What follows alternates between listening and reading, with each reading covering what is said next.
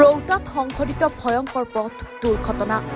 Gas ভৰ্তি tanker, মাল ভৰ্তি ট্ৰাক আৰু বাছৰ মাজত ভয়ংকৰ সংঘৰ্ষ। পুৱতি নিশা ৩ বজাত সংঘটিত হয় এই দুৰ্ঘটনা। ৰৌতাৰ জাৰগাঁৱৰ ১৫ নং ৰাষ্ট্ৰীয় ঘাইপথত সংঘটিত হয় ভয়ংকৰ দুৰ্ঘটনাটো। স্পীড ব্ৰেকাৰত নিয়ন্ত্ৰণ হেৰুৱাই AS27C 8137 নম্বৰৰ গেছ ভৰ্তি বাহনত পিছফালৰ পৰা খুন্দা মাৰিছিল RJ05G B4316 নম্বৰৰ এখন মালবাহী ট্ৰাকে। পৰৱৰ্তী সময়ত মালবাহী ট্ৰাকত পাছফালৰ পৰা খুন্দা মাৰিছিল WBC3 G8691 নম্বৰৰ এখন যাত্ৰীবাহী বাছে। দুৰ্ঘটনাত গুৰুতৰভাৱে আহত হয় মালবাহী ট্ৰাকৰ চালকগৰাকী। দুৰ্ঘটনা সংঘটিত হোৱাৰ পাছতেই ততাতৈয়াকৈ ঘটনাস্থলীত উপস্থিত হৈ ৰৌতা আৰক্ষী উপস্থিত হৈ ততাতৈয়াকৈ গুৰুতৰভাৱে আঘাতপ্ৰাপ্ত ট্ৰাকৰ চালকক প্ৰেৰণ কৰে চিকিৎসালয়লৈ। আনহাতে সৌভাগ্যক্ৰমে ৰক্ষা পৰে নৈশ বাছৰ যাত্ৰীসকল। যোৱা ৰাতি প্ৰায় ৩টামান বজাত মানে দুখন ট্ৰাকৰ লগত সংঘৰ্ষ হয় আৰু এখন বাছখন আছিল শিলিগুৰিৰ পৰা বমডিলালৈকে যোৱা।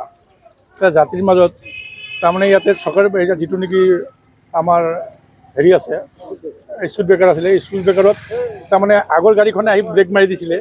ব্ৰেক মাৰি পিছৰ গাড়ীখনে আহি মানে ট্ৰাকত খুন্দা লগাৰ পিছত সেই পিছৰ ট্ৰাকখনে আকৌ এই ছুপাৰখনক খুন্দা মাৰাৰ ফলত এই ট্ৰাকৰ ড্ৰাইভাৰ যিজন ট্ৰাকে খুন্দা মাৰিছিলে সেই ট্ৰাকৰ ড্ৰাইভাৰখন চেপা লাগি আছিলে।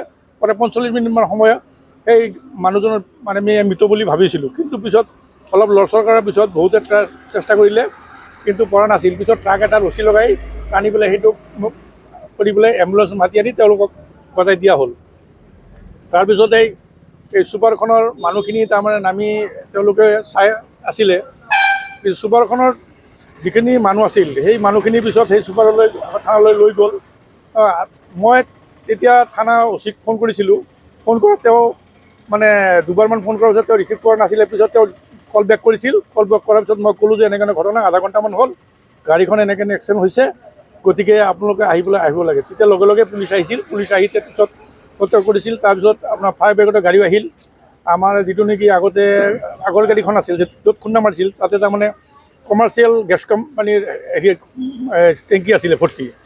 তাৰে পৰা কেইটামান গেছ পৰে 10টামান গেছ মাটিত পৰি গৈছিল ওপৰৰ পৰা। পৰি পৰাৰ পিছত হেৰি আহিল।